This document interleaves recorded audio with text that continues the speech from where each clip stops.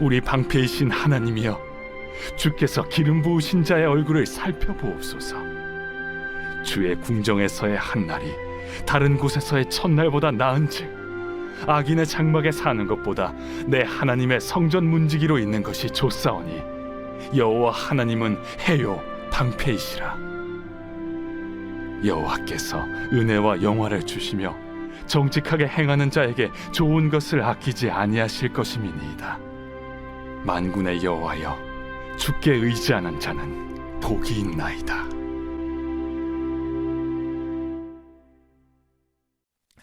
할렐루야.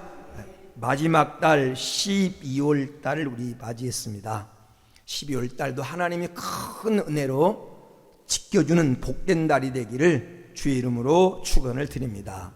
이 새벽에 오늘 본문 속에 나타난 시인의 고백을 통해서 어떤 삶을 사는 성도가 복 있는 성도인가, 복으로 우리 마무리를 하는, 유종의 미를 거두는 복을 받고 2025년도를 우리가 시작할 수 있는 그런 은혜가 우리 속에 함께 하게 되기를 주의 이름으로 축원을 드립니다. 오늘 본문 속에서 어떤 사람이 복 있는 사람이라고 말합니까? 첫째는 하나님을 바로 아는 자가 복된 성도입니다. 하나님을 바로 아는 자. 11절 12절에 보면 시인은 지금 하나님에 대해서 이런 고백을 합니다. 여호와 하나님은 해요 방패이시라. 여호와께서 은혜와 영화를 주시며 정직히 행하는 자에게 좋은 것을 아끼지 아니할 것임이니이다. 만군의 여호와여, 주께 의지하는 자는 복이 있나이다 라고 고백하는 이 11절 12절 말씀 속에 시인은 하나님을 세 가지로 표현하고 있습니다. 첫째, 하나님은 해다. 이 해다라는 말은 태양이라는 말입니다. 하나님은 해요. 만물을 존재하게 하고 만물을 성장하게 하고 열매 맺게 하는 근원이라는 것입니다. 하나님을 이 태양으로 표현한 것은 하나님은 만물을 존재하게 하고 만물을 성장케 하고 만물에게 열매를 주시는 분이시다. 하나님은 우리 인생의 태양 같으신 분입니다. 그리고 하나님은 방패시다. 하나님은 방패. 방패라고 하는 말은 보호자라고 하는 말입니다. 하나님은 우리의 보호자십니다. 시편 127편 1절에 하나님이 지켜주지 아니하시면 지키는 자의 수고가 헛되고, 하나님이 지켜주셔야 돼요. 하나님이 우리의 건강도 가정도 사업도 우리 인생길을 하나님이 지켜주셔야 돼요. 우리의 방패 되신 하나님이 보호해 주셔야 됩니다. 우리가 열왕기하 16장 17절에 보면 아람 나라 군대보다 더 많은 천군 천사를 동원해서 엘리사를 지켜주시고, 그리고 우리가 다니엘서 6장에 보면 하나님께서 하나님의 사자를 보내서 사자 입을 봉해서 다니엘을 사자의 발톱에서 이빨에서 보호해 주시고, 다니엘서 3장에 보면 사드락 메삭 아벳느고를 뜨거운 용광로 속에서 주의 천사를 보내서 머리털 하나 상하지 않도록 보호해 주신 그 하나님이 우리도 보호해 주셔야 됩니다. 다윗은 이런 고백을 합니다. 다윗은 사무엘상 23장 14절에 사울이 매일 찾되 하나님이 그를 그의 손에 넘기지 아니하시니라. 사울이 다윗을 죽이려고 매일 찾아다녔어요. 모든 정보를 총동원하고 국가의 모든 힘을 총동원해서 다윗을 매일 찾았는데 찾지 못한 이유는 하나님이 다윗을 그의 손에 넘기지 않았다. 하나님이 보호해 주셨다. 하나님 보호해 주셨다. 하나님이 우리를 보호하시면 다윗이 시편 시편에서 고백한 대로 사망의 음침한 골짜기를 다닐지라도 해받지 아니하고 원수의 눈앞에 목전 앞에 살아간다 할지라도 그 앞에서 진수성찬을 하나님은 베풀어 주신다. 그래서 우리는 하나님의 보호받고 살아야 되는데 오늘 본문의 시인은 하나님은 나의 방패다. 9절에도 그리고 우리가 읽은 오늘 12절 말씀에도 11절 말씀에도 하나님은 방패다 이런 말을 반복하고 있습니다. 세 번째, 오늘 말씀 속에 시인은 하나님을 어떤 분으로 표현하고 있습니까? 하나님은 공급자다 하는 공급자, 주시는 분이시다. 뭘 주십니까? 은혜와 영화를 주시며 좋은 것을 아낌없이 주시며 복을 주시는 분이다. 그렇습니다. 하나님은 공급자입니다. 하나님이 주셔야 됩니다. 작은 것은 내 노력으로 될 수 있지만 진짜 큰 것은 하나님 주셔야 돼요. 진짜 큰 부자는 하나님이 만들어 주셔야 돼요. 하나님이 공급해 주셔야 됩니다. 하나님은 공급자입니다. 은혜를 주시고 영화를 주시고 좋은 것을 아낌없이 주시고 복을 주신 하나님이 베풀어 주셔야 우리는 받을 수 있어요. 본문 속의 시인은 하나님이 어떤 분인가를 바로 알고 고백합니다. 그리고 이 하나님을 바로 할 때 어떻게 됩니까?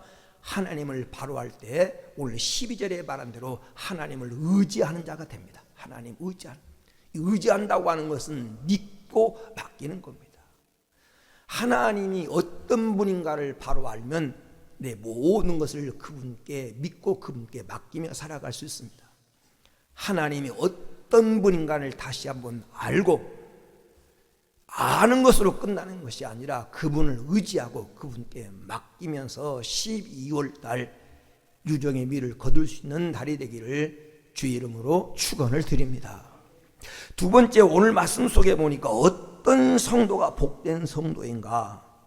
주의 궁전을 사모하는 열정을 가진 성도가 복된 성도입니다. 주의 궁전을 사모하는 열정. 오늘 10절에 보면 주의 궁전에서 한 날이 다른 곳에서 첫날보다 나은즉이라고. 하나님의 집, 이 아름다운 예배 처소에서 보내는 하루가 하나님 없이 보내는 첫날보다 낫습니다 라는 고백이에요. 어제도 우리 청년들이 교회 추리하고 늦은 시간까지 교회 정리하는 모습을 보면서 그런 생각을 했어요. 그 시간에 참 빨리 예배 맞추고 와서 데이트하고 놀 거 찾고 즐길 걸 찾아야 되는데 하루 종일 하나님 앞에 예배드리고 얘들을 가르치고 그 시간까지 남아서 추리하는 모습을 보면서 하나님 이들을 복 주시옵소서, 하나님 이들의 장래를 책임져 주옵소서 이런 마음을 가졌어요. 참 복 있는 아름다운 모습이에요. 참 사람 볼 때는 왜 저 젊은 나를 즐길 수 있는 나를 그렇게 보낼까 하지만 하나님의 눈 믿음으로 보면 그게 하나님 앞에 정말 복 있는 모습인 줄 믿습니다.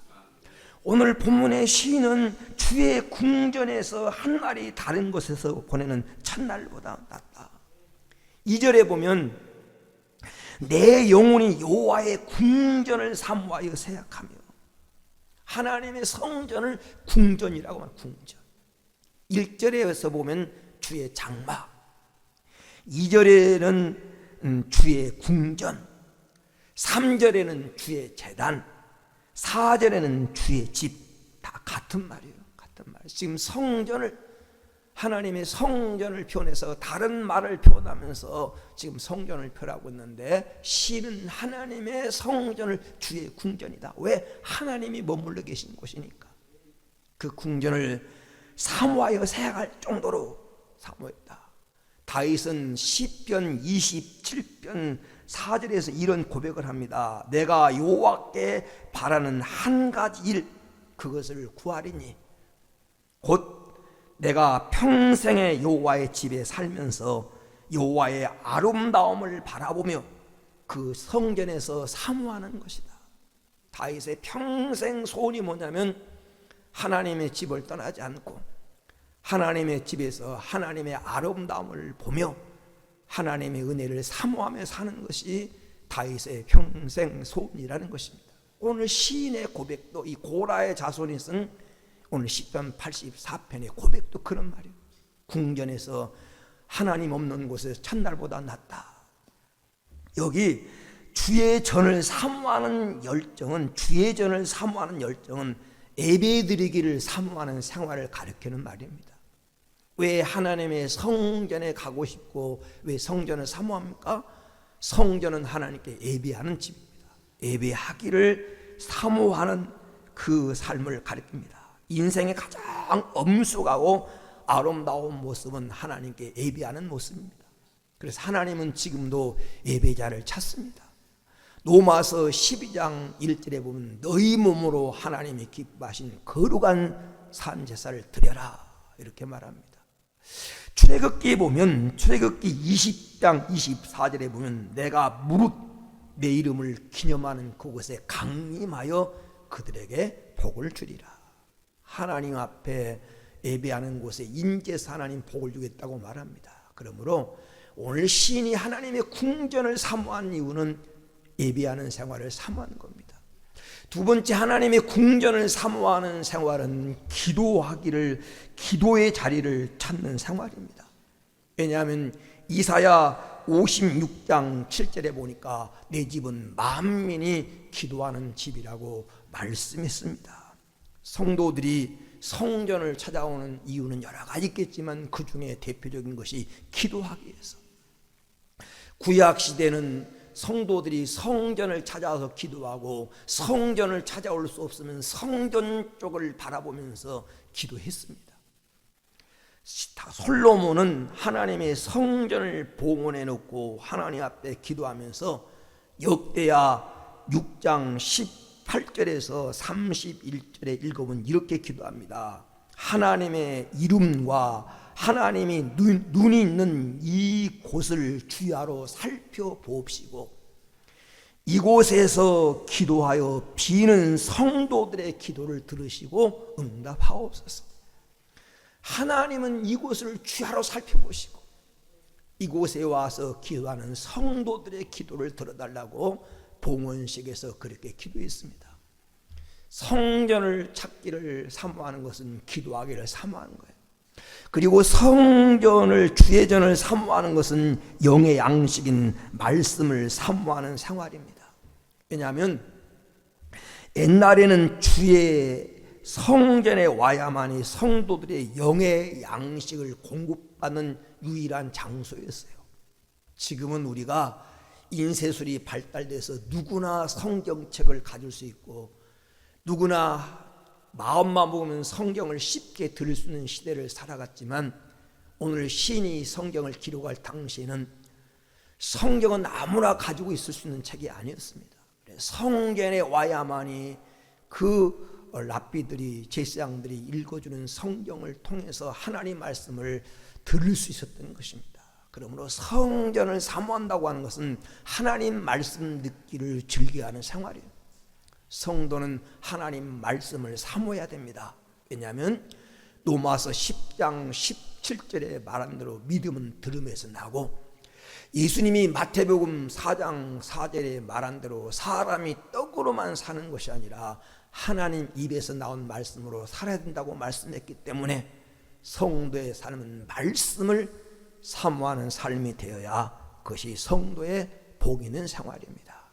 오늘 본문의 시인이 하나님의 궁전을 사모하는 것처럼 여러분도 성전을 사모하는 복 있는 성도로 금년 한 해를 결론내는 성도가 되기를 주의 이름으로 축원을 드립니다. 세 번째, 오늘 말씀해 보니까 어떤 성도가 복 있는 성도입니까? 본문에 보니까 주를 위해서 봉사하는 것을 즐기는 성도가 복된 성도입니다. 주를 위해서 봉사하는 성도.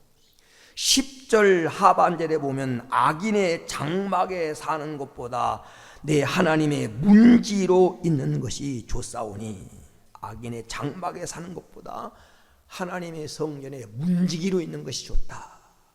여기 악인의 장막이라고 하는 말은 불신앙의 세계, 하나님 없이 편하게 안락하게 사는 것보다 하나님 섬기면서 하나님께 봉사하면서 사는 삶이 더 낫다라는 것입니다. 여러분, 악한 자의 흥함이나 악한 자의 득세는 부러워할 것이 못 됩니다. 왜냐하면 시편 1편 6절에 보니까 악인의 길은 하나님이 인정치 않고, 시편 1편 4절에 보니까 악인은 바람에 나는 겨와 같다. 이 말은 평안이 없다는 겁니다. 악인의 길은 하나님 인정치 않아요. 아무리 큰일에, 사람 보기에 큰일을 해서도, 사람 보기에 재벌로 살았을지라도 악인의 길은 하나님이 인정치 않습니다. 성도를 하나님 인정하셔요. 믿음으로 사는 자를 하나님 인정하십니다. 그러니까 악인의 삶은 성도가 부러워할 바가 못 됩니다. 여기 하나님의 문지기로 있는 것이 좋사오니, 이 하나님 성전 문지기 생활이란 주를 위해서 낮아지고 겸손한 생활을 말합니다. 여러분, 어떤 성도가 복 있는 성도입니까? 다 영광을 누릴 수 있고 권세를 누릴 수 있고 대접받을 수 있는데 주님을 위해서 낮아지고 그래서 봉사하는 성도예요.